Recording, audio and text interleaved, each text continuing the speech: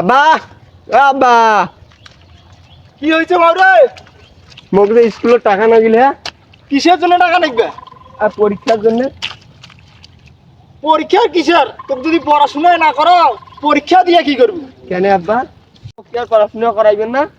আরে বাউ, এত পড়াশোনা করি করবুটা কি কত? পড়াশোনা না করলে সরকারি চাকরিটা হইবে কেন করি?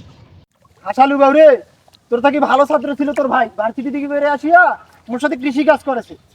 হয়তো সবসময় প্রথম হইতো ক্লাসে, তাই আজকে একটা চাকরি জোটেন না পায়। আর তুই কি করবু জানা আছে। বাবরে, এই দেশত মুক্তিযোদ্ধাদের চাকরি হয়, রাজাকারদের না। কে কইছেন? মুই আজ থেকে তোমার সাহায্য করি কাজত। আচ্ছা, ওগুলা থুইয়া তুইও কামত নাম।